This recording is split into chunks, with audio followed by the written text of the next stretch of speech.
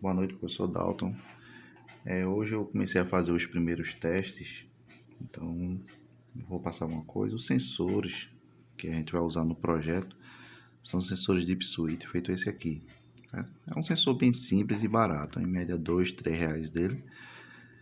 E o princípio de funcionamento dele é que ele tem duas lâminas, certo? E essas duas lâminas, quando a gente passa um campo magnético perto dele, ele fecha os contatos. Então é um sensor bem simples de se trabalhar e barato. Então eu fiz aqui um esquemazinho. Eu botei ele em série com o LED que já está alimentado. Então quando ele recebe um campo magnético perto dele, ele serve como uma chave que gira, né?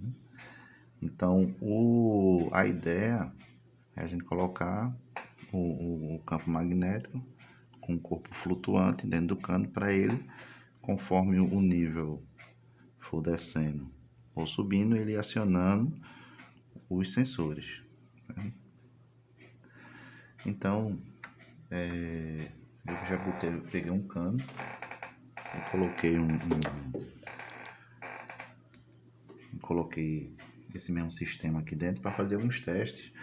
Eu tinha alguns ímãs de HD e imaginei que daria certo com os ímãs de HD que eu tinha. Então, como o conceito era bem simples, então coloquei alguns pedaços de ímã de HD aqui dentro para fazer alguns testes e vi que o ímã de HD, apesar dele ser potente, ele não é muito recomendável para essa aplicação. Inclusive eu fiquei bem frustrado de manhã quando estava fazendo os primeiros testes, que acontece?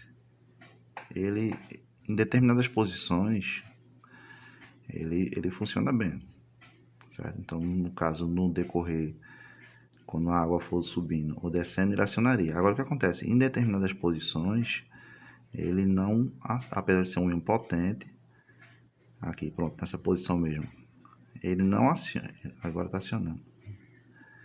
Mas pronto, ó, nessa posição aqui, as linhas de magnetismo, ele não aciona o switch.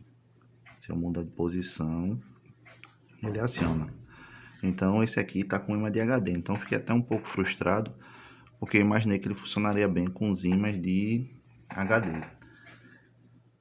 Aí depois, mais tarde, eu consegui um ímã de fone, certo?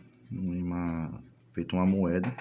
Aí já com esse ímã, ele funcionou bem, certo? Independente da posição que bota, ele aciona. Eu vou girar aqui, ele aciona, porque ele vai ficar solto dentro, então ele pode ficar girando.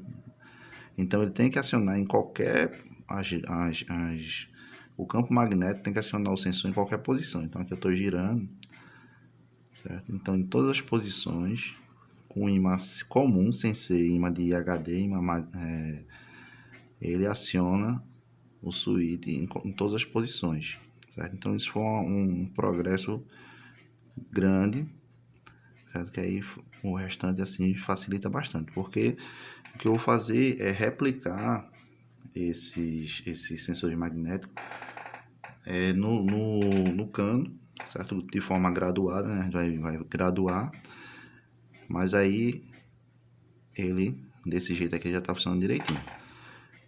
Aí veio outro desafio, que era saber se o peso do ímã ele iria afundar ou ele iria... Aqui tá botei um isopor, certo? Para ver se o isopor consegue segurar o peso do ímã.